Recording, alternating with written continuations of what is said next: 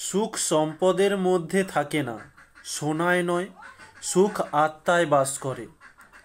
Welcome dear student. আজকে আমরা class 10-এর এই ভৌতবিজ্ঞান বিষয়ে আমরা প্রথম চ্যাপ্টারটি শুরু করেছিলাম, পরিবেশের জন্য ভাবনা। তার আজকে আমরা যে টপিকটি নিয়ে শুরু করব এই পার্ট 4-এর মধ্যে, যে ওজোন স্তর ও গ্রিন হাউস। আমরা গতকাল ওজোন স্তর সম্পর্কে প্রায় জেনেছিলাম। আমরা ওজোন স্তর ক্ষয় বা ওজোন হোল এই জিনিসটা জেনে ওখানে সমাপ্ত করেছিলাম। আজকে আমরা ওজোন স্তরের আর কিছুটা অংশ বাকি রয়েছিল, সেটা আমরা আজকে কমপ্লিট করব। তার সঙ্গে গ্রিন হাউস গ্যাস কি এটা নিয়ে আমরা শুরু করতে যাচ্ছি। ওকে, তো আমরা গতকাল শেষ করেছিলাম যে ওজোন স্তরের ক্ষয়, ওজোন স্তরের ক্ষয় এটা আমরা জেনেছিলাম। তো এই ক্ষয় হওয়ার ফলে কি ক্ষতি হয়? ওজোন স্তর আছে, ক্ষয় হয়ে যাবে, তাতে আমাদের কি? তাতে আমাদের খুব প্রভাব রয়েছে আমাদের ওপর। শুধু মানুষ নয়, পুরো পৃথিবীতে প্রাণী জগৎ, পুরো উদ্ভিদ জগৎ, এমনকি জলবায়ু পরিবেশের ওপরেও প্রভাব রয়েছে এই ওজোন স্তর ক্ষতির ফলে। তো এই ওজোন স্তর ক্ষয়ের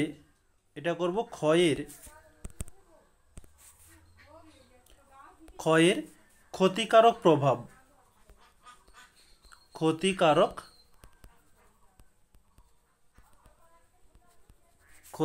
প্রভাব সম্পর্কে কি বলছে সেটা আমরা এখন একটু জেনে নেব। তো এটা এই মানুষের ওপর খুব প্রভাব ফেলে থাকে। কি প্রভাব ফেলে সেটা আমরা জানব। মানুষের ওপর কিভাবে প্রভাব ফেলে? এই ওজোন স্তর ক্ষয়ের ফলে সূর্য থেকে এক প্রকার ক্ষতিকারক রশ্মি আসে। সেই রশ্মি আমাদের ত্বকের ক্যান্সার সৃষ্টি করে। তাহলে আমরা এক কথায় লিখে দিচ্ছি যে ত্বকের ক্যান্সার। আর কি করে থাকে? শুধু ত্বকের ক্যান্সার নয়, আমাদের এই ত্বকটা পুড়েও যায়। ত্বক পুড়ে যাওয়া। এছাড়াও দেখবে বয়স্ক মানুষদের চোখে ছানির প্রভাব বেশি রয়েছে। ওই চোখে ছানি পড়া, এই রোগটিও ওই সূর্য থেকে আসা ক্ষতিকারক অতিবেগুনি রশ্মির প্রভাবেও হয়ে থাকে। ছানি পড়া বিভিন্ন কারণে হয়, তার মধ্যে একটি কারণ ওই অতিবেগুনি রশ্মি। ওকে, তাহলে এখানে লিখব চোখের ছানি। নেক্সট, পরবর্তী পয়েন্ট, আমাদের শরীরের মধ্যে রোগের সঙ্গে যুদ্ধ করার যে একটা ইমিউনিটি পাওয়ার যেটা রয়েছে, মানে রোগ প্রতিরোধ ক্ষমতা, সেই ক্ষমতাটাও আমাদের ধীরে ধীরে হ্রাস পায়। ওকে, সাধারণ একটু জলবায়ু বা ওয়েদার পরিবর্তন হলেই আমাদের সর্দি কাশির লক্ষ্য করা যায়। ইমিউনিটি পাওয়ার হ্রাস পাওয়ার জন্য অনেক কিছু কারণ রয়েছে, তার মধ্যে একটি কারণ এই অতিবেগুনি রশ্মির প্রভাব। তাহলে এখানে লিখতে পারি রোগ প্রতিরোধ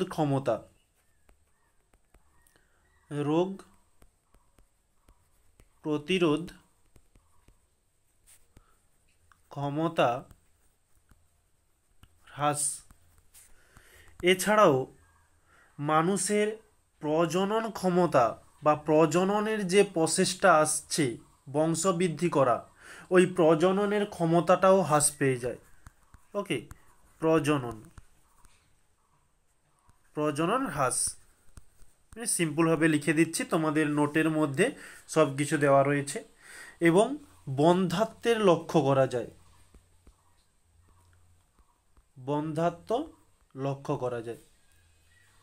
বন্ধ্যাত্ব বৃদ্ধি মানে বেড়ে যাচ্ছে ধীরে ধীরে। বন্ধ্যাত্বটা কি? যে পুরুষ বা স্ত্রী বংশবৃদ্ধির যে প্রসেসটা রয়েছে তাতে উপযুক্ত নয়, তো এই জিনিসটাকেই আমরা বলবো বন্ধ্যাত্ব। তোমরা এই বন্ধ্যাত্ব ব্যাপারটা জীবন বিজ্ঞানে আরও খুব সুন্দরভাবে জানবে। ওকে, এই বন্ধ্যাত্ব বৃদ্ধি পাচ্ছে ধীরে ধীরে। এছাড়াও মানুষের বৃদ্ধি, যে একটা বয়সের সাথে সাথে মানুষের একটা বৃদ্ধি হচ্ছে, বিকাশ, ওই বৃদ্ধি ও বিকাশ এটাও ব্যাহত হয়। বৃদ্ধি ও বিকাশ ব্যাহত হয়। এটা হচ্ছে মানুষের ওপর প্রভাব হয়ে গেল। এবারে আমাদের এই পৃথিবীতে মানুষ ছাড়া আর যেসব প্রাণীরা রয়েছে সেই প্রাণীদের ওপরও প্রভাব সৃষ্টি হয়।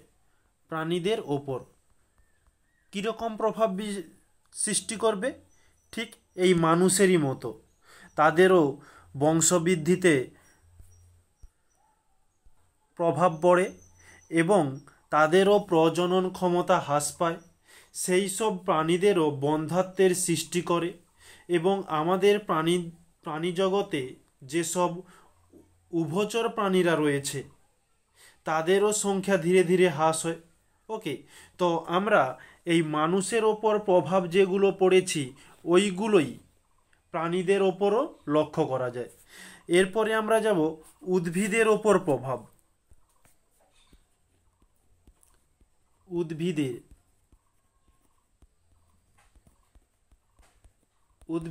উদ্ভিদের ওপর কি প্রভাব পড়ছে? আমরা যে কোনো চাষবাসের মাধ্যমে ফসল উৎপাদন করি। এই অতিবেগুনি রশ্মির প্রভাবে যে ফসলটা আমরা সংগ্রহ করি সেই ফসলের পরিমাণ হ্রাস পেয়ে যায়। ওকে, ফসলের হ্রাস। এছাড়াও একটা গাছের মধ্যে যে সবুজ একটি রং থাকে যেটা ক্লোরোফিলের জন্য হয়ে থাকে, যার কাজ সালোক সংশ্লেষ করা, ওই সবুজ রংটা ধীরে ধীরে কমতে থাকে, সেটা লালচে বর্ণ ধারণ করে। কিছু কিছু গাছ দেখবে গ্রীষ্মকালে সূর্যের অতিবেগুনি রশ্মির প্রভাব বেশি থাকে। এই কারণে তখন অনেক গাছ রয়েছে যাদের গাছের সবুজ যে অংশটা সেটা সবুজ না হয়ে ধীরে ধীরে লালচে ভাব হয়ে যাওয়া। তাহলে আমরা এখানে লিখতে পারি সবুজ রং হ্রাস পাওয়া। সবুজ রং হ্রাস। এছাড়াও আমরা পয়েন্ট করতে পারি যে সালোক সংশ্লেষের সমস্যা। কারণ কেন? যদি সবুজ রংটাই না থাকে তাহলে সালোক সংশ্লেষ কে করবে? এছাড়াও উদ্ভিদরাও যে ধীরে ধীরে একটা সময় বাড়তে থাকার সাথে সাথে উদ্ভিদের যে বৃদ্ধি হয় সে বৃদ্ধিটাও রোধ হয়ে থাকে। বৃদ্ধি রোধ মানে বৃদ্ধিতে বাধাপ্রাপ্ত হওয়া। এছাড়াও একটা বীজ যে অঙ্কুরোদ্গম হওয়ার যে প্রসেসটা সেই প্রসেসটাও ধীরে ধীরে কমে যাচ্ছে। বীজ অঙ্কুরোদ্গম হচ্ছে না। বীজের অঙ্কুরতা হ্রাস পাওয়া। এছাড়া কি রয়েছে? গাছের মধ্যে সবথেকে সুন্দর জিনিস যদি আমরা দেখতে চাই, 1 নম্বর হচ্ছে গাছের সবুজ পাতা, দ্বিতীয় নম্বর রং বেরঙের ফুল। এই যে রং বেরঙের ফুল তারপরে ফল সৃষ্টি হওয়া, এই ফুলটাতেই এই অতিবেগুনি রশ্মি সরাসরি প্রভাব বিস্তার করে থাকে। তাহলে আমরা লিখতে পারি ফুলের পরিমাণ হ্রাস। ঠিকমতো গাছে ফুল উৎপাদন হচ্ছে না, আর যদি ফুল উৎপাদন না হয় ফলও উৎপাদন হবে না, যেটা আমরা একেবারে প্রথমেই বলে গিয়েছি। তাহলে এই হয়ে গেল আমাদের প্রাণী এবং উদ্ভিদের ওপর প্রভাব। এছাড়াও এই ওজোন স্তর ক্ষয়ের ফলে জলবায়ুর ওপর প্রভাব বিস্তার করে। কিসের ওপর? জলবায়ুর ওপর। 1 মিনিট।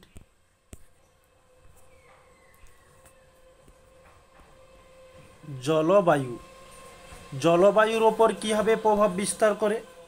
এই অতিবেগুনি রশ্মি আমাদের ভূপৃষ্ঠে আসার সাথে সাথে পৃথিবীর তাপমাত্রা ধীরে ধীরে বৃদ্ধি পাচ্ছে। পৃথিবীর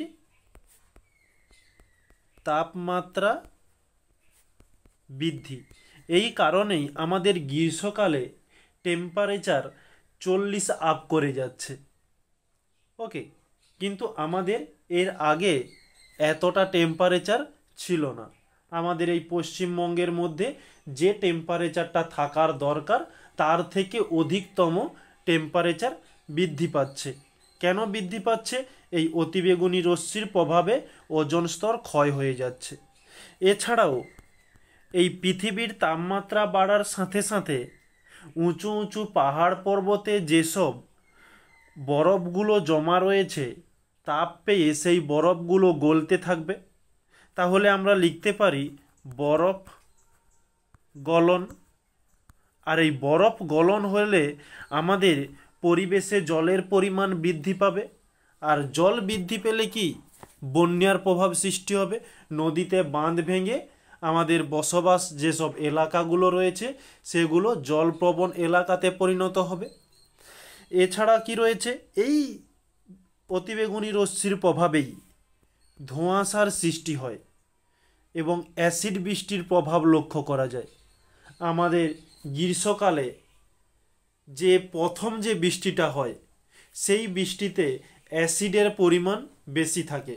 এই কারণেই আমাদের পশ্চিমবঙ্গের রাজধানী কলকাতাতে যেসব স্মৃতিসৌধগুলো রয়েছে সেগুলো ধীরে ধীরে হ্রাস পাচ্ছে, যেটা তোমরা ক্লাস 9-এ স্টোন ক্যান্সার বলে জেনে এসেছো।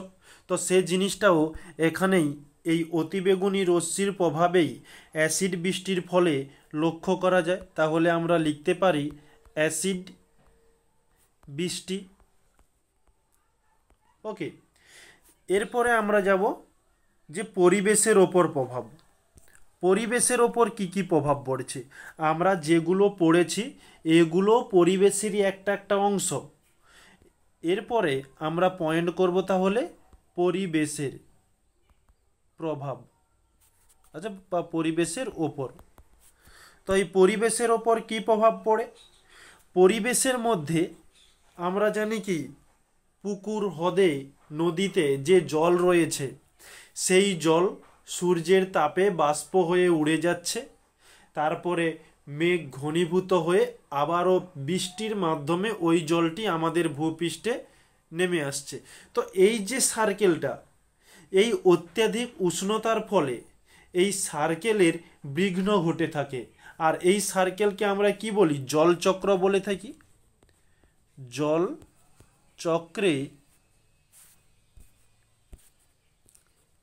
চক্রে বিঘ্ন ঘটে থাকে। অত্যাধিক সূর্যের তাপের ফলে অত্যাধিক জল বাষ্প হয়ে উড়ে গেল, আবার ওই বাষ্প যেখানে সেখানে বৃষ্টি হয়ে সেখানে বন্যার সৃষ্টি হচ্ছে।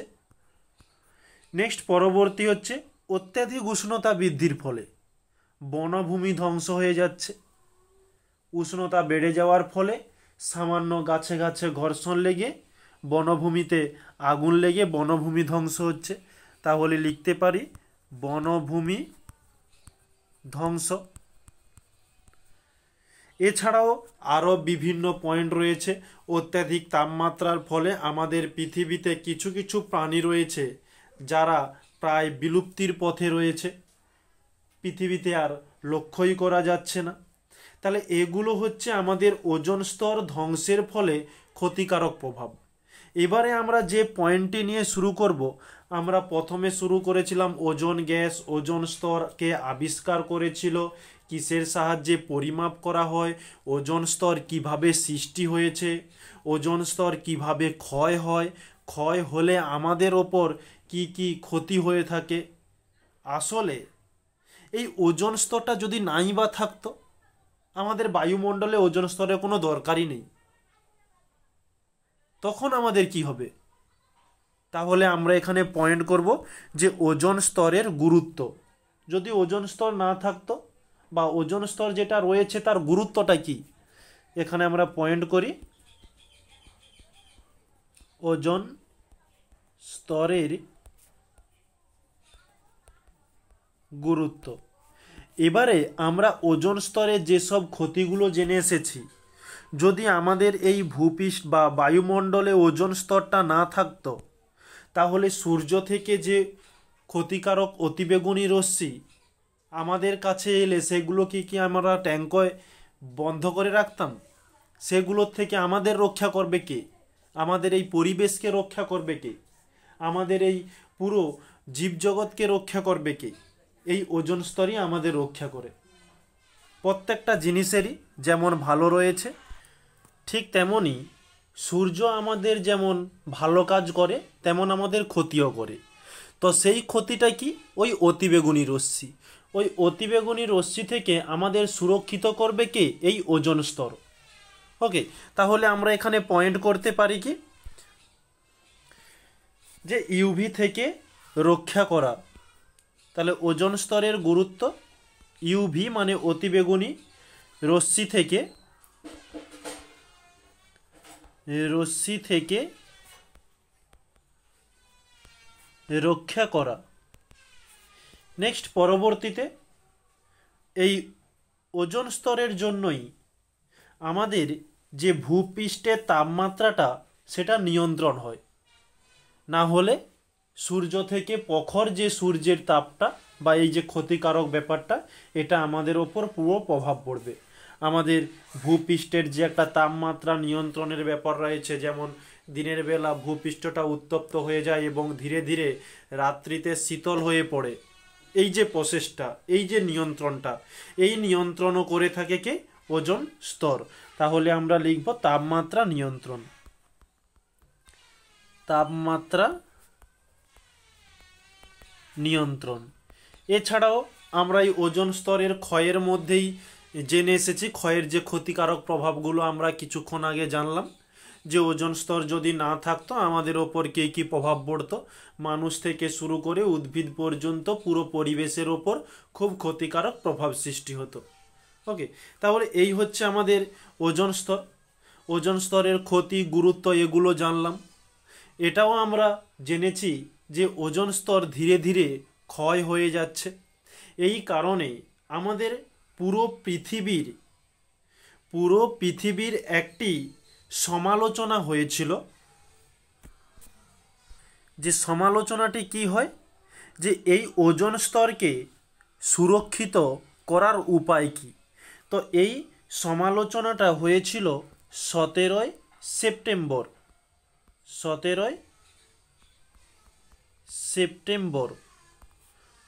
1987 এত সালে হয়েছিল এই সমালোচনাটি। কোথায় হয়েছিল? কানাডার,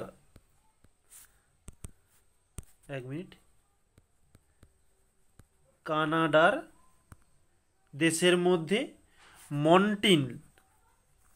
মন্টিল নামক এক স্থানে। সেখানে 60 দেশের প্রধানমন্ত্রীরা একত্রিত হয়ে একটা সমালোচনা শুরু হয়, আর ওখানে একটি চুক্তি হয়। চুক্তিটা কি, যে সেটা আমরা একটু পরে পড়ছি। ওই চুক্তিকেই আমরা বলবো এতটি দেশের মধ্যে চুক্তি হয়। এই চুক্তিকে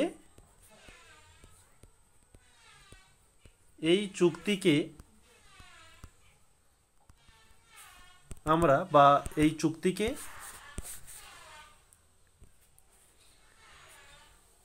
মন্টিল দলিল বা মন্টিল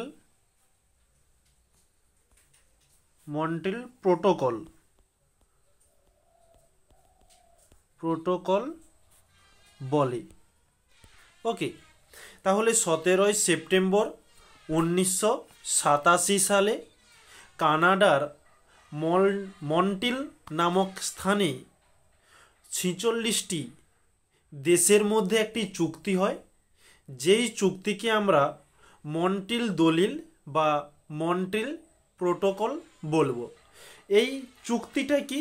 এই চুক্তিটা হয়েছিল, এই চুক্তির প্রধান 3টি অঙ্গীকার ছিল। অঙ্গীকারগুলো কি কি?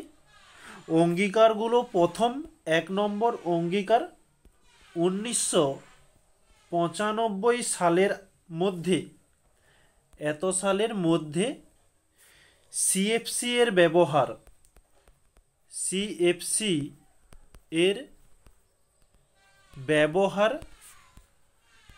50% কমাবে। যেমন কোনো কিছু কাজ করার পূর্বে আমাদের যেমন একটা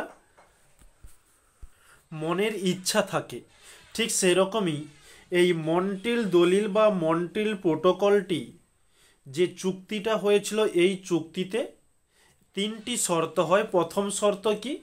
1995 সালে সিএফসি এর ব্যবহার 50% কমাবে, এবং দ্বিতীয় হয় যে 2000 সালের মধ্যে সিএফসি এর ব্যবহার একেবারে বন্ধ করবে। সিএফসি এর ব্যবহার বন্ধ করবে, এটি হচ্ছে দ্বিতীয় নম্বর। 3 নম্বর কি? এই 2000 সালের মধ্যেই ক্লোরিন জাতীয় যেসব পদার্থগুলো রয়েছে সেগুলো বন্ধ করা। আমরা গতকাল জেনেছিলাম যে ওজোন স্তরের ক্ষয়ে 3টি গ্যাস থাকে, যেখানে সিএফসি এবং এনও গ্রুপ এবং হ্যালোন গ্রুপগুলো, এবং আরও একটি গ্যাস রয়েছে যেটা ক্লোরিন গ্যাস, যেটা বজ্র বিদ্যুতের ফলে সৃষ্টি হয়। এই ক্লোরিন গ্যাসটি শুধু বজ্র বিদ্যুৎ নয়, আরও বিভিন্ন ক্ষেত্রে এই ক্লোরিনটি উৎপন্ন হয়ে থাকে। তো বজ্রপাতে আমরা পড়েছিলাম প্রাকৃতিকভাবে যেভাবে ওজোন স্তরগুলো ক্ষয় হয়, সেখানে একটি ক্লোরিন অণু 1 লাখ ওজোন অণুকে ধ্বংস করে। তাহলে ক্লোরিন অণু খুব ওজোন স্তরের ওপর খুব বেশি প্রভাব ফেলছে, এবং সিএফসিও বেশি প্রভাব ফেলছে। এই কারণেই এই দুটো গ্যাসকেই এই মন্ট্রিল প্রোটোকল নিয়ন্ত্রণ করার চেষ্টা চালিয়ে যাচ্ছে। তাদের টার্গেট ছিল এটা, অবশ্যই তারা টার্গেট কমপ্লিট করেছে, এবং এরপরে আরও এই গ্যাসগুলো বেড়ে যাচ্ছে। শুধু এই দেশগুলো নয়, আমাদেরকেও চেষ্টা করতে হবে এই গ্যাসগুলো যাতে উৎপন্ন না হয়। আর এই গ্যাসগুলো কোথা থেকে উৎপন্ন হয় সেটাও আমি তোমাদের আগের ক্লাসে বলেছিলাম, যে বিভিন্ন শিল্প থেকে, বিভিন্ন গাড়ি বা বিভিন্ন স্থান থেকে এই সব দূষিত গ্যাসগুলো উৎপন্ন হচ্ছে। এগুলোকে নিয়ন্ত্রণ করার জন্য শুধু দেশের প্রধানকে সজাগ হলে চলবে না, তার সাথে সাথে পাবলিকদেরকেও সজাগ হতে হবে। আর সবথেকে বিশেষ কথা, শিক্ষার্থীদেরকে খুব বেশি। ওকে, তাহলে এই ছিল আমাদের ওজোন স্তর পুরোটা কমপ্লিট হয়ে গেল। তো ওজোন স্তরে আমরা যেগুলো আজকে পড়েছি সেগুলো তোমাদের এই পিডিএফের মাধ্যমে তুলে ধরেছি, তোমরা এখান থেকেও দেখতে পারো, কোনো অসুবিধা নেই। তো আজকে নতুন যেটা এবার শুরু করতে যাচ্ছি, যে গ্রিন হাউসটা কি? ঠিক একই রকমের ওজোন স্তরেরই মতো আর এক প্রকার আমরা বিষয় নিয়ে শুরু করব, যেটি হচ্ছে গ্রিন হাউস।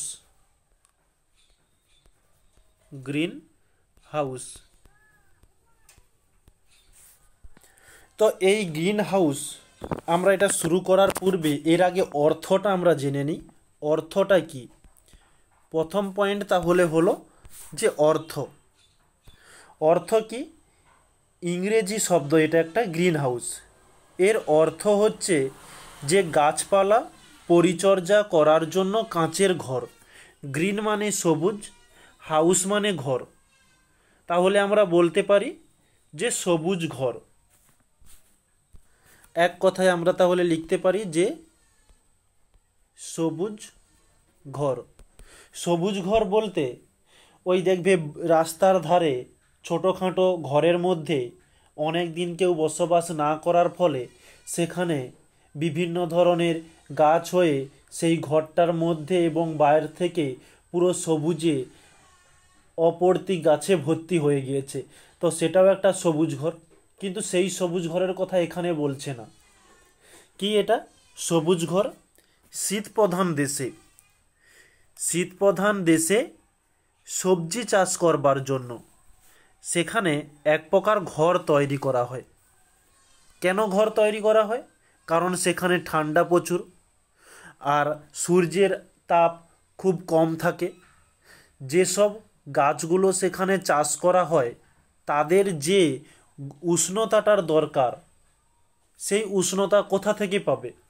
যদি একটা কাঁচের ঘর করা হয় তাহলে সূর্য থেকে আসা রশ্মিগুলো কাঁচের ঘরের মধ্যে আবদ্ধভাবে থেকে যায়। আর এখানে যদি কোনো গাছ লাগানো হয় তাহলে ওই গাছটি পর্যাপ্ত তাপমাত্রা পাবে। তো এই কারণেই শীতপ্রধান দেশে সবজি চাষ করবার জন্য কাঁচ দিয়ে বিশেষ কিছু ঘর তৈরি করা হয়, যেই ঘরগুলোকে আমরা বলবো, তো এই রকমই ঘরগুলোকে আমরা বলবো গ্রিন হাউস বলা হয়ে থাকে। তো এখান থেকে সংজ্ঞাও বলা সম্ভব। সংজ্ঞাটি কি? যে ওই একই রকমের শীতপ্রধান দেশে শাকসবজি এবং উদ্ভিদ চাষ করার জন্য কাঁচ নির্মিত যে ঘর সৃষ্টি করে তাকে আমরা বলবো গ্রিন হাউস। ওকে, এখানে সংজ্ঞা একটি করে দিও, তো তোমাদের পিডিএফের মধ্যে দেওয়া হয়েছে। নেক্সট পরবর্তী, এটি কিভাবে কাজ করে? এই যে বলা হলো সূর্য থেকে তাপ এসে আবদ্ধ হয়ে যায়, তো এই প্রসেসটা কি সেটা একটু বলা যাক। তো পরবর্তী পয়েন্ট, কার্যকর।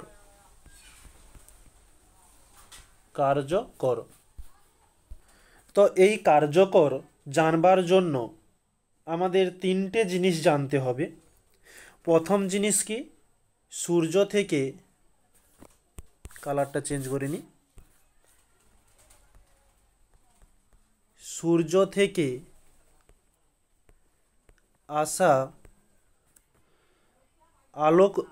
আসা রশ্মি ক্ষুদ্র তরঙ্গ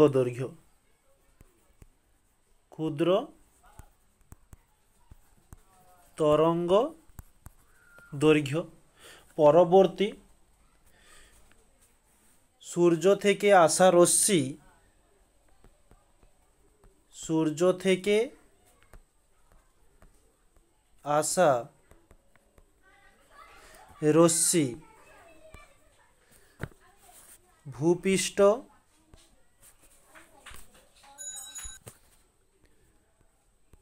ভূপৃষ্ঠকে উত্তপ্ত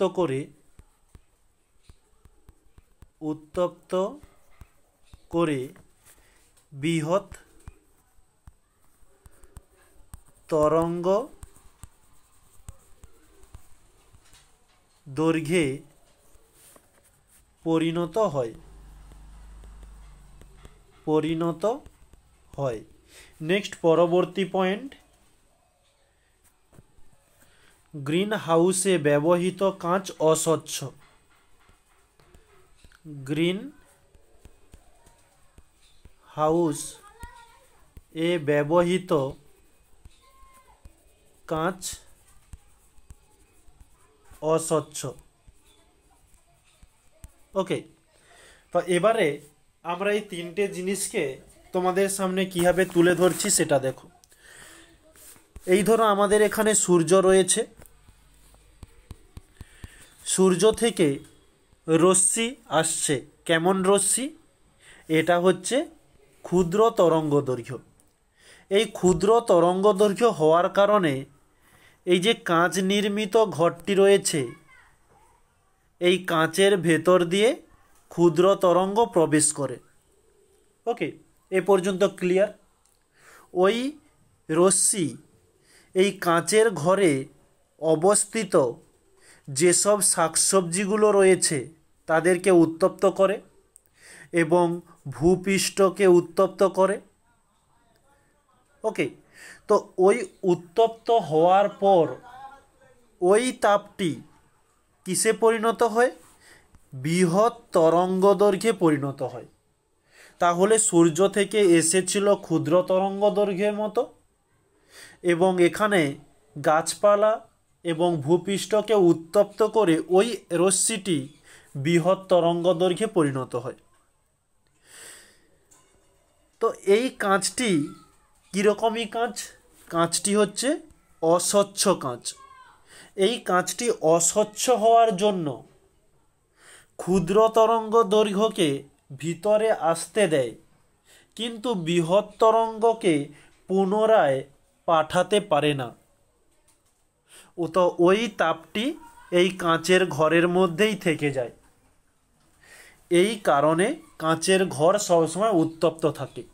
তোমাদের ঘরে লক্ষ্য করবে, জানালা বা দরজাতে যদি কাঁচ লাগানো থাকে, ওই রুমটা শীতকাল হোক গ্রীষ্মকাল হোক, ওটা একটু বাইরের ওয়েদারের থেকে একটু গরম থাকে। কেন থাকে? এই কারণেই থাকে যে কাঁচটি অস্বচ্ছ, সূর্য থেকে আসছে ক্ষুদ্র তরঙ্গ দৈর্ঘ্য, ওটি ভূপৃষ্ঠ বা যে কোনো জিনিসকে, শুধু ভূপৃষ্ঠ নয়, শুধু গাছপালা নয়, যে কোনো বস্তুকে উত্তপ্ত করার পর ওটি বৃহৎ তরঙ্গে পরিণত হয়। আর ওই বৃহৎ তরঙ্গকে কাঁচ পুনরায় এক প্রান্ত থেকে অপর প্রান্তে করতে পারবে না। ওকে, জিনিসটা কীরকমই, ঠিক এখানে সূর্য থেকে তাপ যাচ্ছে ক্ষুদ্র তরঙ্গ হিসাবে, এই কাঁচ পুনরায় অপর প্রান্ত থেকে ক্ষুদ্র তরঙ্গ বের করে দিচ্ছে। ওই ক্ষুদ্র তরঙ্গ পুনরায় যখন বৃহৎ তরঙ্গ হয়ে কাঁচের মধ্যে যাবে, তখন ওই কাঁচ অপোজিট প্রান্ত থেকে আসতে দেবে না, বাধা সৃষ্টি করবে। তাহলে ওই তাপটা কাঁচের আর এক দিকে থেকে গেল। ব্যাস, এই ঘটনাটাই পুরো গ্রিন হাউসের মধ্যে লক্ষ্য করা যায়। তাহলে এটি হলো কার্যকর। তো আমরা যেমন ওজোন স্তরে জেনেছিলাম যে ওজোন গ্যাস রয়েছে, ওজোন গ্যাসগুলো একত্রিত হয়ে ওজোন স্তর সৃষ্টি হয়েছে, ঠিক সেরকমই ওইখানে আমাদের তো ভূপৃষ্ঠে বা আমরা যেটা পড়ছি কাঁচের ঘরের উদাহরণ দিয়ে, আমাদের এই বায়ুমণ্ডলে কোথাও তো কাঁচ দেওয়া নেই।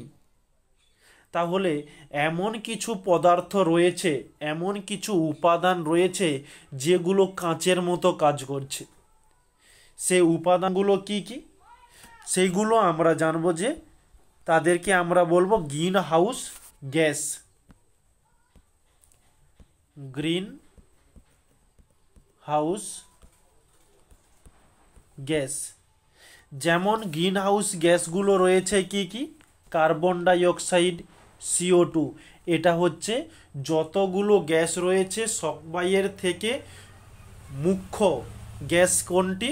Carbon die oxide. এবং এছাড়াও রয়েছে ওজোন O3 রয়েছে, নাইট্রাস অক্সাইড রয়েছে N2O, জলীয় বাষ্প রয়েছে H2O, এছাড়াও রয়েছে CFC রয়েছে, CH4 রয়েছে, বিভিন্ন ধরনের গ্যাস রয়েছে। এই গ্যাসগুলো একত্রিত হয়ে ঠিক একটা কাঁচের মতো কাজ করে আমাদের বায়ুমণ্ডলের মধ্যে। ওকে, তাহলে এটা ধরলাম একটি স্তর। এই স্তরের মধ্যে এই গ্যাসগুলো একত্রিত হয়ে একটা স্তর সৃষ্টি করেছে। এই স্তর আমাদের বায়ুমণ্ডলে অবস্থান করেছে।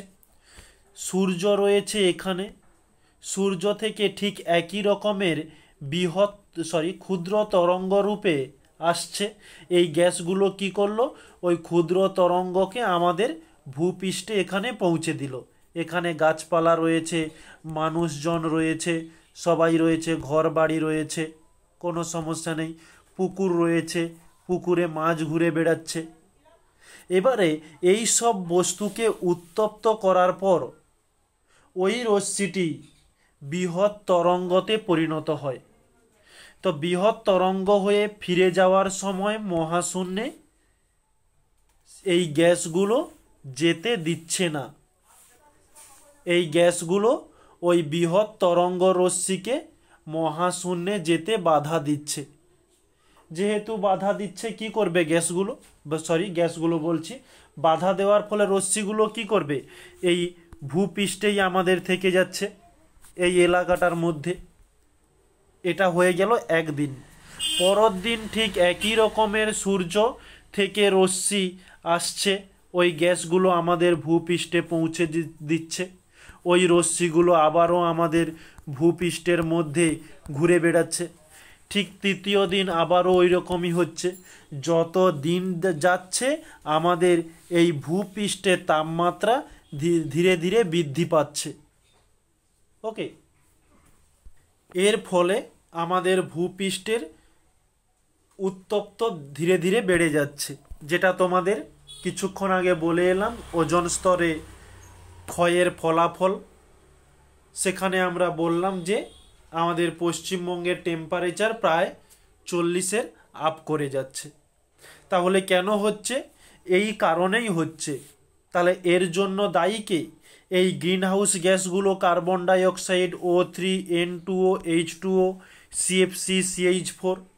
যদি এই গ্যাসগুলোকে কমানো যেতে পারে তাহলে আমাদের এই স্তরটি ধীরে ধীরে পাতলা হবে, বা কোথাও কোথাও এই স্তরটি থাকবে না। তখন এই তাপগুলো ফাঁকা স্থান পেয়ে বেরিয়ে যাবে। তো এই জিনিসটাই আমরা এখানে আলোচনা করছি যে গ্রিনহাউস গ্যাস। তো এই গ্রিনহাউস গ্যাসগুলো রয়েছে কার্বন ডাইঅক্সাইড, ওজোন, N2 মানে নাইট্রাস অক্সাইড, জলীয় বাষ্প। তাহলে এইগুলোকে কমানোর কারণ কি, কমানোর উপায় কি, সেগুলো আমরা জানব। আর এই যে প্রক্রিয়াটা বললাম, এই প্রক্রিয়াকে আমরা বলবো গ্রিন হাউস এফেক্ট বা গ্রিন হাউস প্রভাব। এই গ্রিন হাউস গ্যাসগুলো একত্রিত হয়ে আমাদের ভূপৃষ্ঠের উত্তপ্ত ধীরে ধীরে বাড়িয়ে দিচ্ছে। এই ঘটনাটাকে আমরা বলবো গ্রিন হাউস এফেক্ট। তো এই যে জিনিসটা আমি বললাম তোমাদের প্রক্রিয়াটা, এটার যেমন ভালো কাজ রয়েছে তেমন এর ক্ষতিকারকও রয়েছে। যদি এই গ্যাসগুলো কোনো না থাকলে কি হতো? আর একটা পেজ নেই আমাদের, তাহলে বায়ুমণ্ডলে একটা পাতলা স্তর সৃষ্টি করলো, যেই স্তরের মধ্যে কার্বন ডাইঅক্সাইড রয়েছে, ওজোন রয়েছে, N2O রয়েছে, CH4 রয়েছে, CFC রয়েছে। এর ফলে সূর্য থেকে আসা তাপগুলো আমাদের ভূপৃষ্ঠে থেকে আমাদেরকে উত্তপ্ত করে দিচ্ছে। ওকে, এটা হচ্ছে আমাদের ক্ষতিকারক প্রভাব। তাহলে এই গ্যাসগুলোকে যদি কোনো কারণে কমানো যেতে পারে, একেবারে যদি নাই থাকতো, এখান থেকে এই স্তরটাকেই তুলেই দেওয়া যাক, এই স্তরকে তুলেই দিলাম। এর ফলে আমাদের কি সমস্যা হবে? সূর্য আছে, সূর্য থেকে যেই তাপটা আমাদের পৃথিবীতে এসে পড়ছে, সূর্য থেকে ক্ষুদ্র তরঙ্গ রূপে পৃথিবীতে আসবে, পৃথিবীতে গাছপালা মানুষ জগৎকে উত্তপ্ত করবে। আবারও সূর্য যখন অস্ত যাবে তখন ওই তাপটি পুনরায় মহাশূন্যে ফিরে যাবে। তাহলে সূর্য যতক্ষণ মহাকাশে ছিল ততক্ষণ আমাদের এই ভূপৃষ্ঠটা উত্তপ্ত থাকবে, আর সূর্য অস্ত গেলে সঙ্গে সঙ্গে ওই তাপটি বৃহৎ তরঙ্গ রূপে আমাদের এই মহাশূন্যে বিলীন হয়ে যাবে। তাহলে যখন বিলীন হয়ে যাচ্ছে তখন তো আর আমাদের কোনো উত্তপ্ত নেই, তখন বায়ুমণ্ডল ধীরে ধীরে শীতল হতে হতে প্রায় -30 ডিগ্রিতে এসে পরিণত হবে। মানে বুঝতে পারছো কি অবস্থা হবে?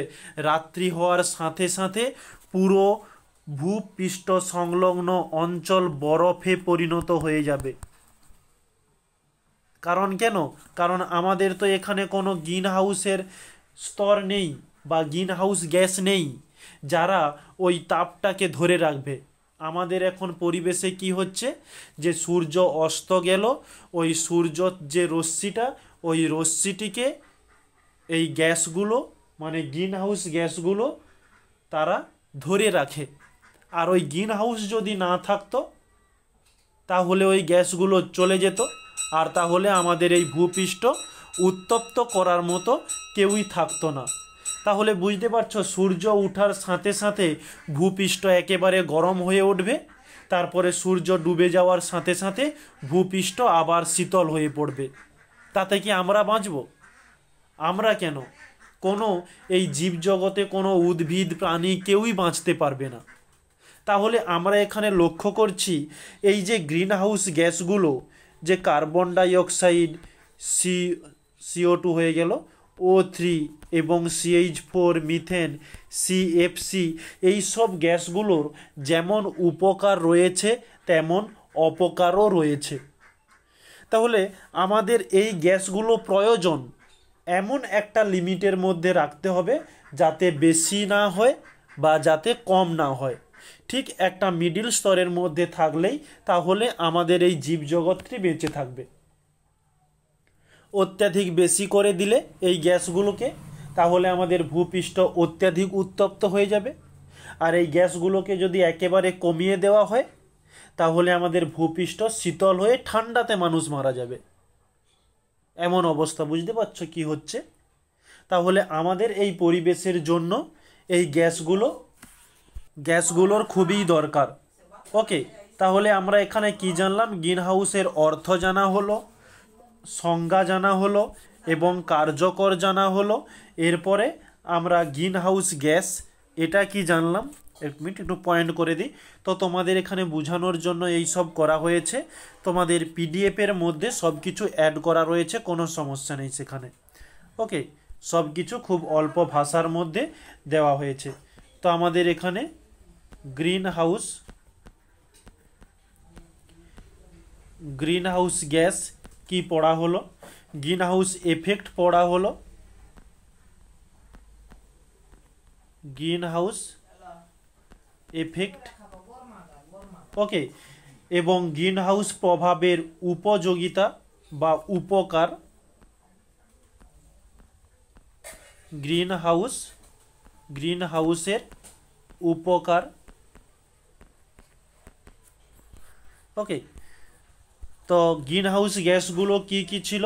কার্বন ডাইঅক্সাইড CO2, এটা হচ্ছে প্রধান গ্যাস, এবং ozone O3, nitrous oxide N2O, জলীয় বাষ্প H2O এবং CFC,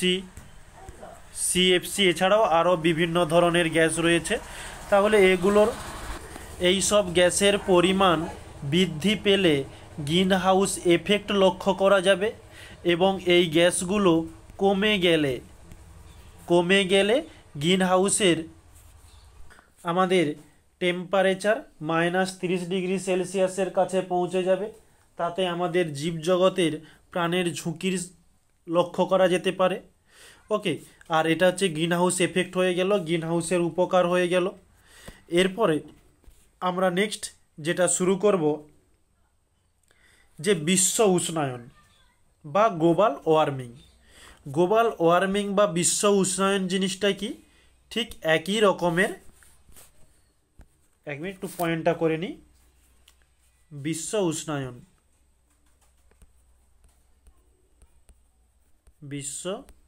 উষ্ণায়ন যাকে আমরা বলবো গ্লোবাল ওয়ার্মিং। আচ্ছা, এটা আমরা একটু ডিটেলসে জানবার পূর্বে এর অর্থটা আগে আমরা কি জেনে নিই। এর অর্থ রয়েছে যে গ্লোবাল বা বিশ্ব, এর অর্থ কি? পৃথিবী। উষ্ণায়ন বা ওয়ার্মিং এর অর্থ কি? যে গরম। তাহলে আমাদের কি অর্থ জানালো? যে পৃথিবী গরম কখন হবে? যেটা আমরা কিছুক্ষণ আগে জেনে এলাম, যে green house গ্যাসগুলো CO2, O3, CFC, এই গ্যাসগুলো অত্যাধিক পরিমাণে বেড়ে গেলে একটি স্তর সৃষ্টি করে। এই স্তরের ফলে আমাদের ভূপৃষ্ঠকে উত্তপ্ত করে বৃহৎ তরঙ্গরশ্মি মহাশূন্যে ফিরে যেতে পারে না। তখন ওই তাপটি আমাদের এই ভূপৃষ্ঠের মধ্যেই থেকে যায়। তখন আমাদের এই পৃথিবীটি উত্তপ্ত হয়ে ওঠে। আর এই যে প্রসেসটা, এই প্রসেসটাকেই আমরা বলবো কি, বিশ্ব উষ্ণায়ন, মানে পৃথিবী গরম হয়ে যাওয়া।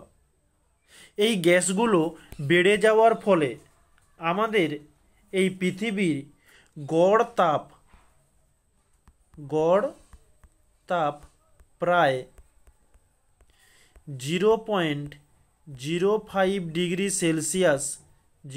ডিগ্রি সেলসিয়াস পরপর বৃদ্ধি পাচ্ছে এই গ্যাসগুলো বেড়ে যাওয়ার ফলে। ওকে, তো এই যে প্রসেসটা, একে আমরা বলবো বিশ্ব উষ্ণায়ন বা গ্লোবাল ওয়ার্মিং। তাহলে এখান থেকে আমরা বুঝতে পারছি যে গ্রিন হাউস এফেক্টও আমরা এই জিনিসটাকেই বলবো। গ্রিন হাউস এফেক্ট এবং বিশ্ব উষ্ণায়ন বা গ্লোবাল ওয়ার্মিং এই দুটি শব্দের মধ্যে ম্যাক্সিমাম 90% মিল রয়েছে। ওকে, তো আর 10% অমিল রয়েছে কি, এই বিশ্ব উষ্ণায়ন কিন্তু একদিনের নয়, পুরো সারা বছরের কথা এখানে বলা হচ্ছে।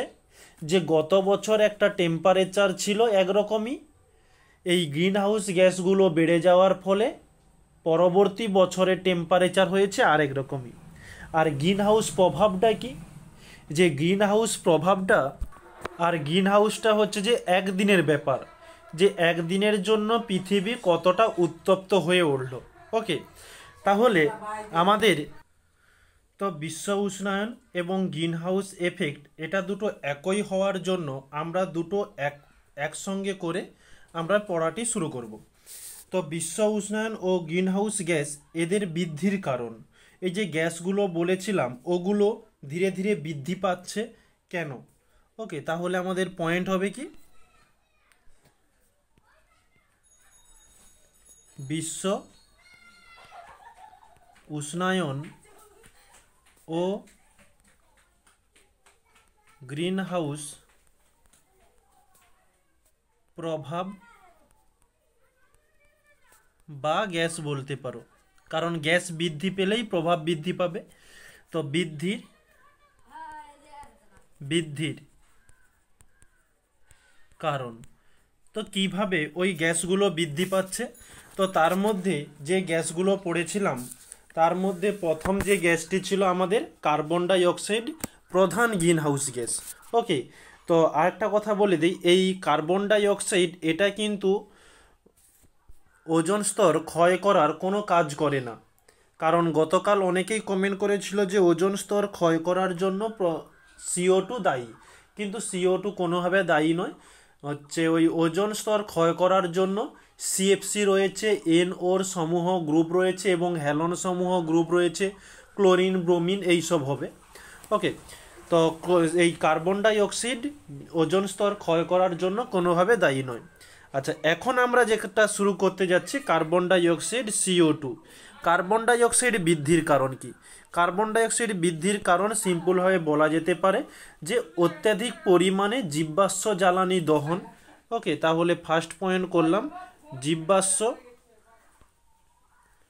জীবাশ্ম জ্বালানি দহন। দ্বিতীয় নম্বর বলতে পারি অগ্ন্যুৎপাত ও দাবানল, বন জঙ্গলে আগুন লাগা এইসব। তাহলে দ্বিতীয় নম্বর পয়েন্ট হচ্ছে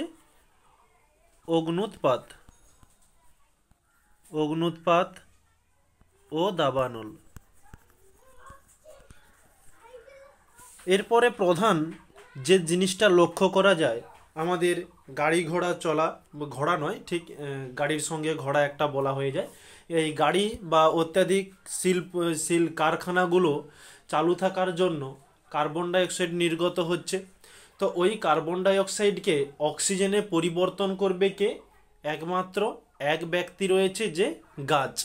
তো এই গাছ বা বৃক্ষ এদেরকে কেটে ফেলার ফলে এই পরিবেশের মধ্যে কার্বন ডাই অক্সাইডের পরিমাণ বেড়ে যাচ্ছে এবং অক্সিজেনের পরিমাণ ধীরে ধীরে হ্রাস পাচ্ছে।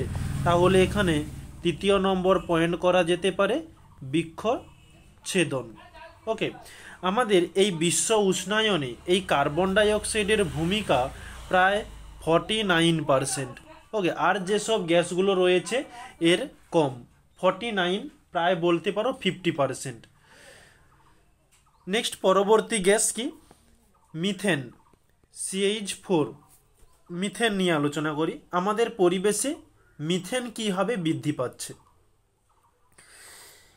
এই মিথেন পচা জৈব আবর্জনা থেকে বৃদ্ধি পাচ্ছে, যে কোনো পচা জিনিস থেকে।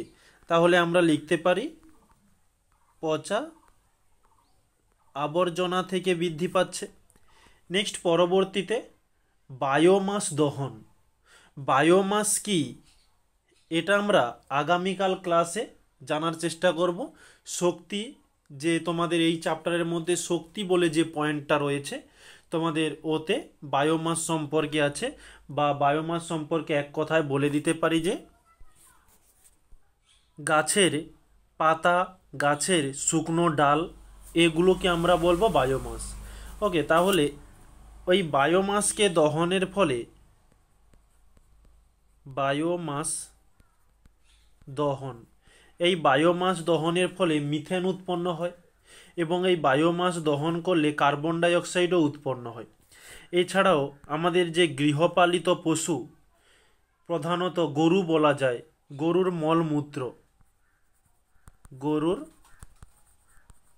মলমূত্র, এইসব উৎসগুলো মিথেন উৎপাদনের প্রধান উৎস।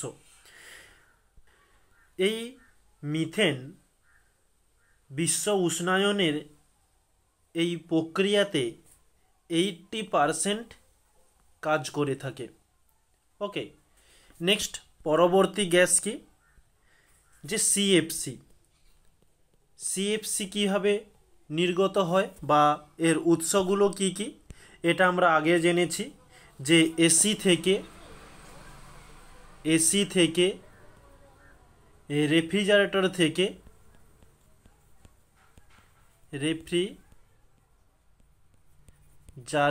থেকে উৎপন্ন হয়, এবং বিভিন্ন চিকিৎসার ক্ষেত্রেও ব্যবহার হয়ে থাকে।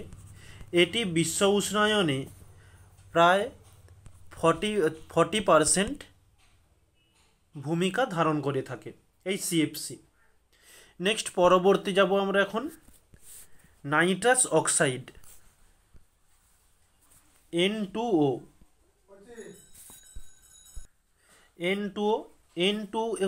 এর উৎস কি? এর প্রধান উৎস হচ্ছে কৃষি জমি।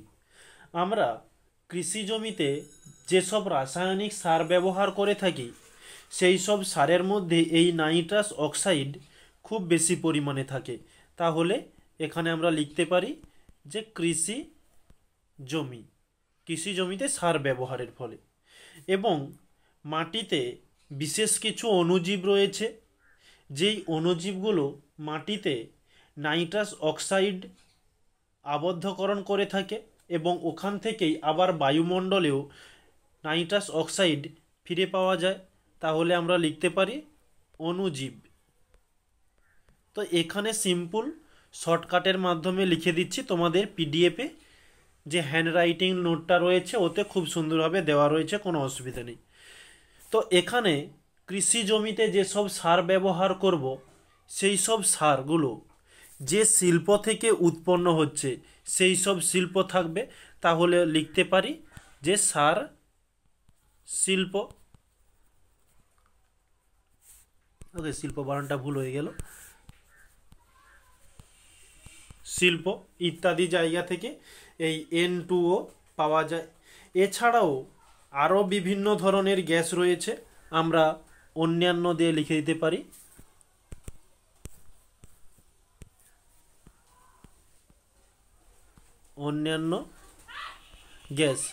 অন্যান্য গ্যাসগুলোর মধ্যে কি কি? যেমন রয়েছে জলীয় বাষ্প H2O, এবং এছাড়া আরও রয়েছে যে NO2 নাইট্রোজেন ডাইঅক্সাইড, এবং রয়েছে carbon monoxide CO, sulphur dioxide SO2, তো ইত্যাদি। অন্যান্য গ্যাসের মধ্যে ইত্যাদি মানে এই সব গ্যাসগুলো ওদের সাথে যুক্ত থাকে, কিন্তু এদের বিশেষ একটা ভূমিকা নেই। এই এতগুলো গ্যাস একসঙ্গে মিলে বিশ্ব উষ্ণায়নে প্রায় মাত্র 30%-এর কাজ করে থাকে। ওকে, আর যেসব গ্যাসগুলো করে আগে পড়ানো হয়েছে, এই যে কার্বন ডাইঅক্সাইড, মিথেন, সিএফসি, এদের ভূমিকাটা বেশি। ওকে, তাই এদেরকে একটু ডিটেলসে জানা প্রয়োজন। এবারে তোমাদের এখান থেকে কীরকমই কোশ্চেন আসে, সরাসরি বলে দিতে পারে যে বিশ্ব উষ্ণায়নে যেসব গ্যাসগুলি দায়ী সেই সব গ্যাসগুলি বৃদ্ধির কারণগুলি লেখো। ওকে, একরকমই কোশ্চেন হয়। আবারও বলতে পারে গ্রিন হাউস প্রভাব এর জন্য দায়ী গ্যাসগুলির বৃদ্ধির কারণ কি, ওই একই উত্তর হয়ে যাবে। তো একই উত্তর হওয়ার জন্য তোমাদের একসঙ্গেই করিয়ে দিয়েছি, কোনো অসুবিধা নেই। তাহলে এটা ছিল বিশ্ব উষ্ণায়ন ও গ্রিনহাউস গ্যাসের প্রভাব এর বৃদ্ধির কারণ। এরপরে আমরা জানব যে বিশ্ব উষ্ণায়ন ও গ্রিনহাউস এফেক্টের ফলাফল বা প্রভাব কী। এই বিশ্ব উষ্ণায়নের ফলে কি হয়, ফলাফল। তাহলে আমরা হেডিংটা এখন লিখে নিই, বিশ্ব উষ্ণায়ন ও গ্রিনহাউস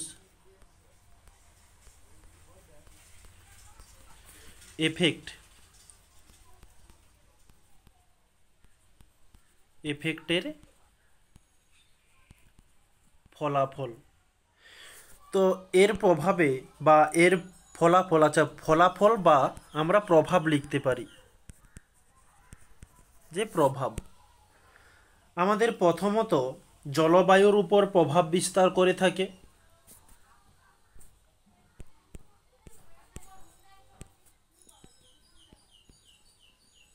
জলবায়ুর উপর প্রভাব পড়ে। জলবায়ুর উপর কীভাবে প্রভাব পড়ে, যে শীতের চেয়ে গ্রীষ্মের প্রকোপ বেশি, মানে গ্রীষ্মের টাইমটা একটু বেশি হয়।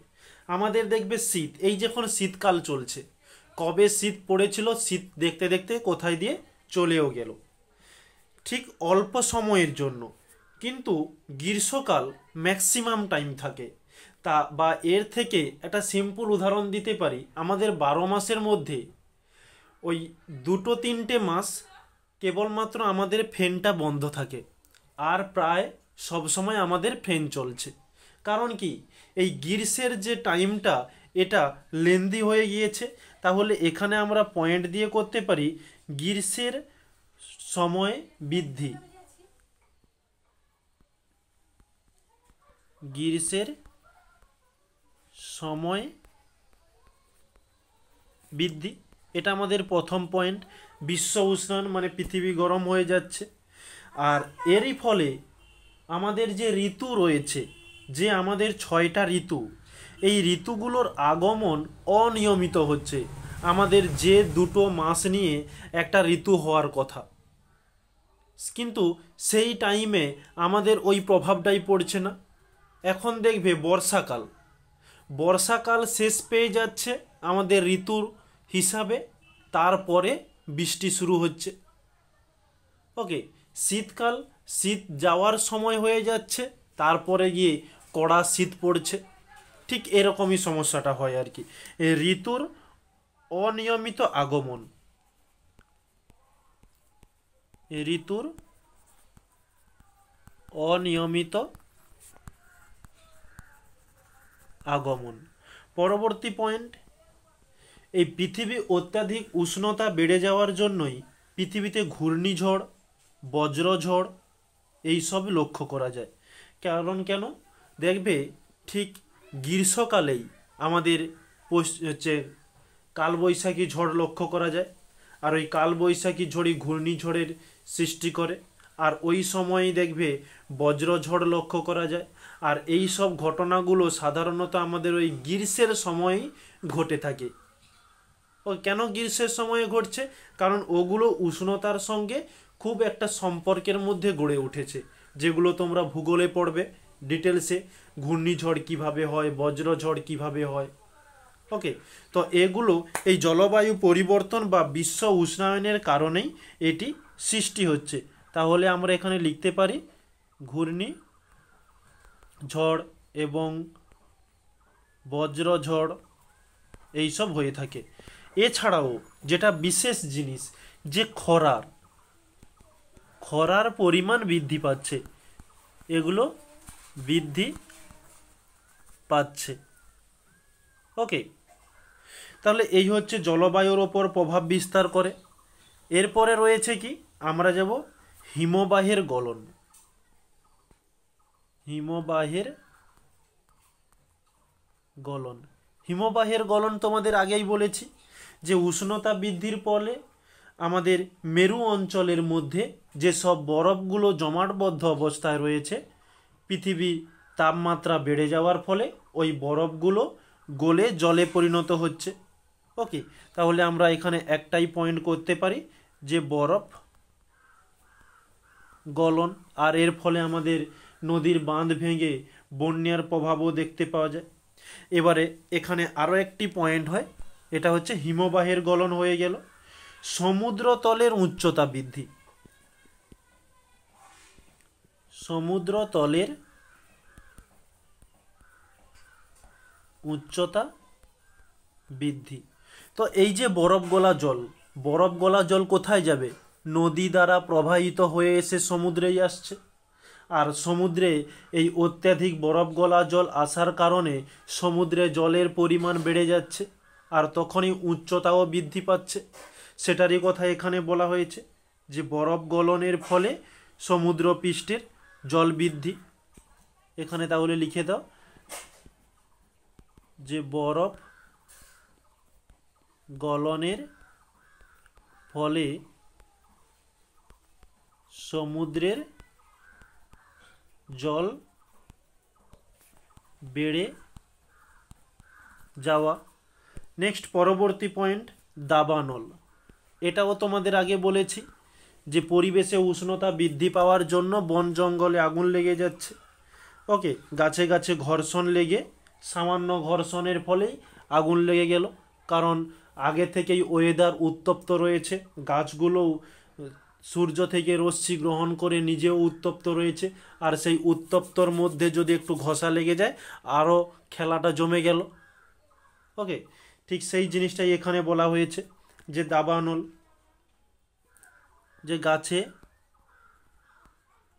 গাছে ঘর্ষণ লেগে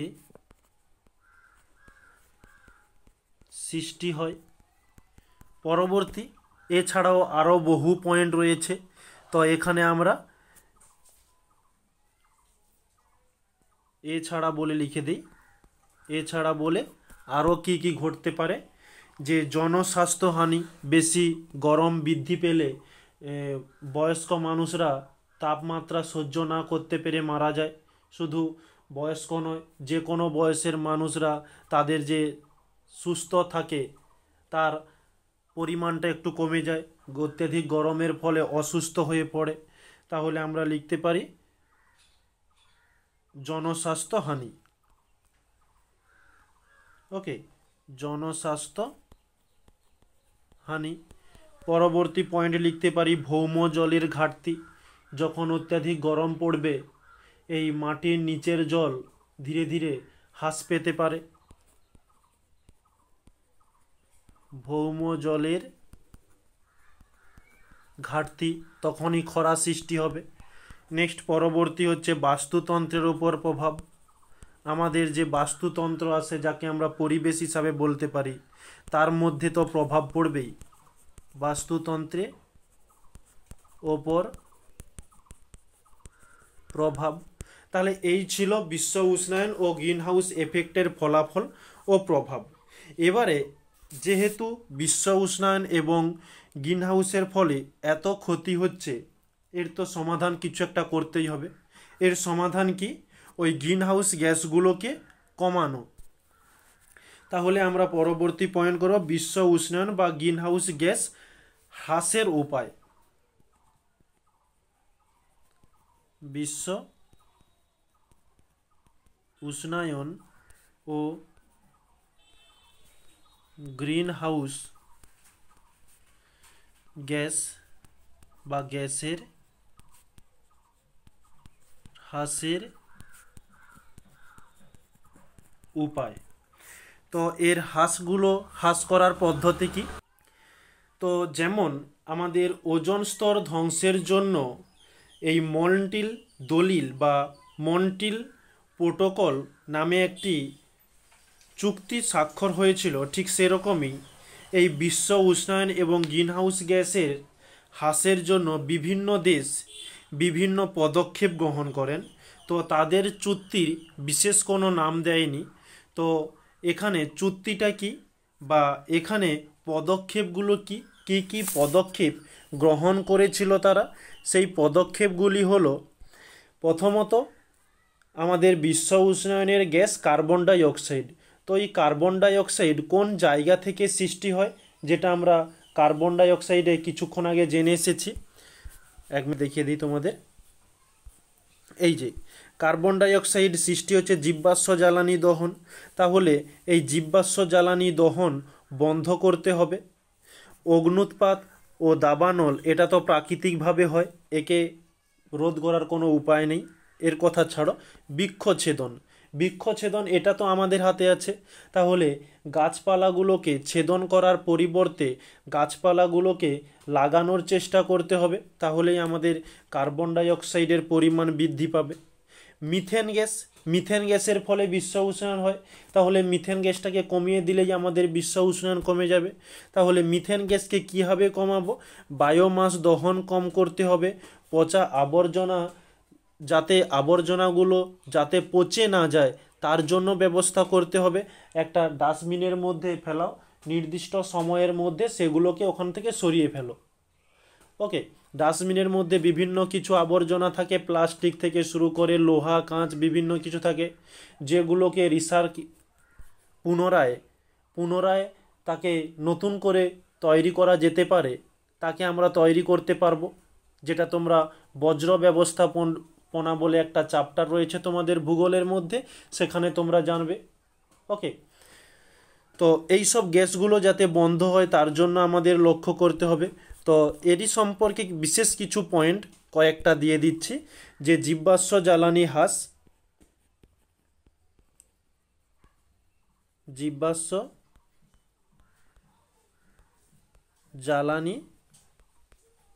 হ্রাস করতে হবে। এবং নেক্সট পরবর্তী, অপ্রচলিত শক্তি বৃদ্ধি।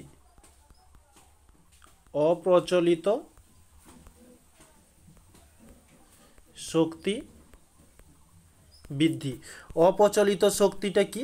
আমরা সাধারণত আমাদের বাড়িতে যে বিদ্যুৎ শক্তিটা আসে সেটা ওই কয়লাকে পুড়িয়ে সেখান থেকেই আমাদের যে তাপ শক্তিটা পাওয়া যায় সেখান থেকেই বিদ্যুৎ শক্তিতে পরিণত করে আমাদের বাড়ি পর্যন্ত বিদ্যুৎ আসে।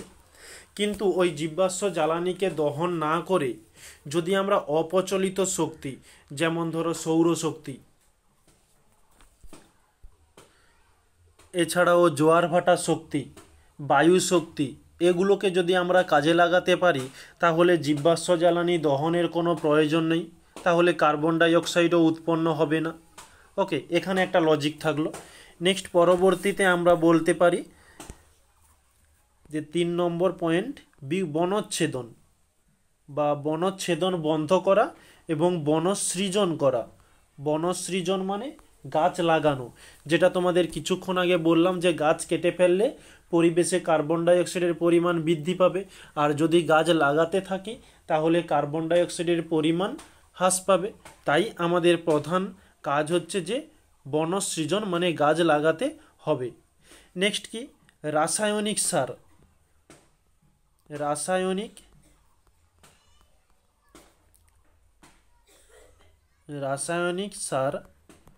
ব্যবহার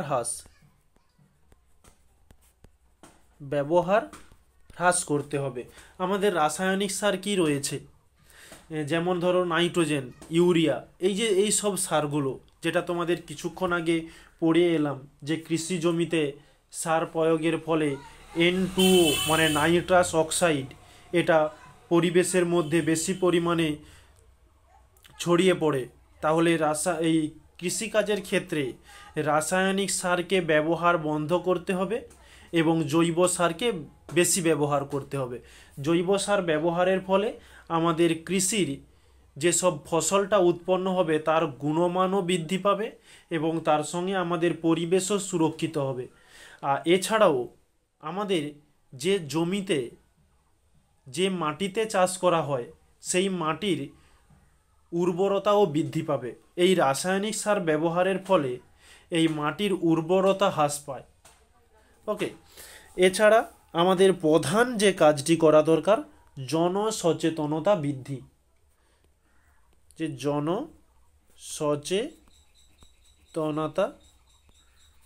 বৃদ্ধি, যে মানুষজনকে আগে সচেতন হতে হবে, প্রধান কাজ।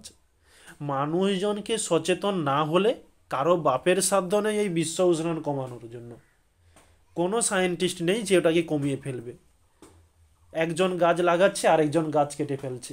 এখন আমাদের সোশ্যাল মিডিয়াতে যেটা দেখা যাচ্ছে, একটা গাছ লাগালে সেদিকে 10টা গাছ কেটে ফেলছে। আর সায়েন্টিস্টরা বলে গেছে যে একটা গাছ কাটলে তার পরিবর্তে আরও 10টা গাছ লাগাও। কিন্তু এখন হচ্ছে তার উল্টো কাজটি, যে একটা লাগালে 10টা কেটে ফেলো। সাধারণত দেখবে গাছ কাটবার সময় কেউ ভিডিও করে সোশ্যাল মিডিয়াতে আপলোড করবে না, যখনই কেউ একটা গাছ লাগাবে তখনই আপলোড করছে। আর সেই গাছটা লাগানোর পরে সেই গাছটা বেঁচে আছে কিনা তার দিকেও কেউ নজর দেয় না। ওই যা লাগিয়ে দিল সোশ্যাল মিডিয়াতে আপলোড করার পরে লাইক কমেন্ট শেয়ার এগুলো যা পেয়ে গেল, অনেক নাম ডাক বেড়ে গেল যে এই ব্যক্তি কী করেছে, পরিবেশ সুরক্ষা করার জন্য 4টি গাছ লাগিয়েছে। 4টির হয়তো একটাও বেঁচে নেই, আর হয়তো জলের অভাবে মারা গিয়েছে, হয়তো কোনো কিছু পোকার আক্রমণে সেটি মারা গিয়েছে, ব্যাস ওই থেকে গেল ওই পর্যন্ত। তাহলে প্রধানত কাজ হচ্ছে কি আমাদের জনসচেতনতা বৃদ্ধি। এটি হচ্ছে আমাদের প্রধান কাজ, যে নিজেকে সংশোধন করতে হবে, তার সঙ্গে প্রতিবেশীকেও সংযত করতে হবে। ওকে, তাহলে আমাদের এই বিশ্ব উষ্ণায়ন ও গ্রিন হাউস গ্যাসের প্রভাবের হ্রাসগুলোর পয়েন্ট হিসাবে এগুলো থাকলো। তোমাদের এখান থেকে 2 নাম্বারের হিসাবে দিতে পারে যে বিশ্ব উষ্ণায়নকে হ্রাস করার জন্য আমাদের কি কি করণীয়। ওকে, এভাবে তোমাদের এই ফিজিক্যাল সায়েন্সেও কোশ্চেন দিয়ে থাকে এবং জিওগ্রাফিতেও কোশ্চেন দিয়ে থাকে। এখন ক্লাসটা প্রায় 1 ঘন্টা 12 মিনিটের মতো হয়ে গেল। তো আর 2টো টপিক করে আজকের এই ক্লাসটা শেষ করব। তো টপিকটা কি, যে পরিচলন স্রোত ও ঝড়। তো এই দুটো জিনিস কি একটু জেনে নেওয়া যাক। পরিচলন স্রোত। তো পরিচলন স্রোত এটা হচ্ছে একটি বায়ুর গতিবেগ। তো জিনিসটা কেমন হচ্ছে, ধরো নিচে আমাদের ভূপৃষ্ঠ রয়েছে। ওকে, এই ভূপৃষ্ঠের মধ্যে সূর্যের আলো পড়ছে। তো সব জায়গাতে সূর্যের প্রভাব তো একই রকম পড়ে না। আমরা মাঝের মধ্যে শুনি যে একটা স্থানে বৃষ্টি হচ্ছে আর একটা স্থানে বৃষ্টি হচ্ছে না, কোথাও বৃষ্টি হচ্ছে কোথাও সূর্যের আলো রয়েছে, বা কোথাও টেম্পারেচার বেশি রয়েছে কোনো স্থানে আবার টেম্পারেচার কম রয়েছে। তোমরা এই জিনিসগুলো সাধারণত লক্ষ্য করবে গ্রীষ্মকালের সময়ে নিউজে দেখতে পাবে একটি স্থান বলে দিবে যে পুরুলিয়াতে টেম্পারেচার এত, অন্য কোথাও একটা স্থানের নাম বলবে সেখানে টেম্পারেচার এত। মানে দুটো স্থানে টেম্পারেচার কোথাও কম কোথাও বেশি হয়। ধরলাম এই স্থানে টেম্পারেচার বেশি। ওকে, তো আচ্ছা, টেম্পারেচার বেশি ধরার আগে আমরা এটুকু একটু বলে দিই, ক্লিয়ার করে দিই। ধরো ভূপৃষ্ঠের কাছাকাছি স্তরে বায়ু অণুগুলো রয়েছে। ওকে, অসংখ্য বায়ুর অণুগুলো রয়েছে। এই ভূপৃষ্ঠের তাপ যখন এই স্থানটির মধ্যে পড়বে, এখানকার অণুগুলো উত্তপ্ত হবে। আর এই অণুগুলো যত উত্তপ্ত হবে এরা তত হালকা হবে। হালকা হয়ে ওই অণুগুলো ধীরে ধীরে উপরে উঠে গেল। ওকে, ধীরে ধীরে উপরে উঠে গেল। আর নিচে নিচে অণুগুলোর বিশেষ একটা অণু নেই, অণু রয়েছে খুব সামান্য অণু রয়েছে। তাহলে এখানে দেখতে পাচ্ছ একটা শূন্যস্থানের সৃষ্টি হয়েছে, মানে ফাঁকা। তখন এই ফাঁকা স্থানটি পূরণ করার জন্য পাশের অঞ্চলে যে অণুগুলো রয়েছে সেই অণুগুলো খুব গতিবেগে আসবে, খুব গতিতে আসবে। ওকে, তো উপরে যে অণুগুলো হালকা হয়ে চলে গিয়েছিল, আমরা বায়ুমণ্ডলের স্তর বিন্যাসে জেনেছিলাম একটা স্তর উত্তপ্ত, আর একটা স্তর শীতল, আর একটা স্তর উত্তপ্ত, আর একটা স্তর শীতল। তো যেই স্তরটি শীতল সেই স্তরে গিয়ে এই অণুগুলো শীতল হয়ে আবার ভারী হয়ে আবার এই স্থানে পুনরায় ফিরে আসবে। আর এই অণুগুলো যে এখানে চলে এসেছিল, এই অণুগুলো আবার কি করবে, উত্তপ্ত হয়ে আবারও উপরে চলে গেল, আবার ওই হালকা অণুগুলো শীতল ভারী হয়ে আবার ভূপৃষ্ঠে নেমে এলো। তো এই যে সার্কেলটি চলতে আছে অনবরত, এই সার্কেলটিকেই আমরা বলবো কি পরিচলন স্রোত। যে সূর্যের তাপে বায়ুর অণুগুলো হালকা হয়ে উপরে উঠে যায় এবং একটা শূন্যস্থান সৃষ্টি করে, ওই শূন্যস্থান পূরণ করার জন্য শীতল বায়ুর অণুগুলো একটা স্রোতের মাধ্যমে এগিয়ে আসছে। এই প্রসেসটা কন্টিনিউ চলতে থাকে, আর একেই আমরা বলবো পরিচলন স্রোত। আর এই পরিচলন স্রোতের মাধ্যমেই সমুদ্র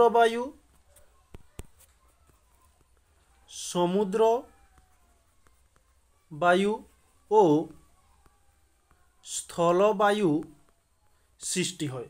সমুদ্র বায়ু ও স্থলবায়ু কি?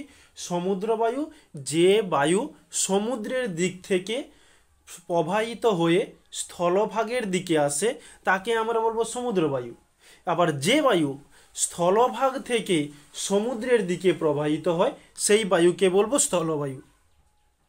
তো পরিচলন স্রোত আপাতত ক্লিয়ার। নেক্সট শুরু করবো এখন ঝড়।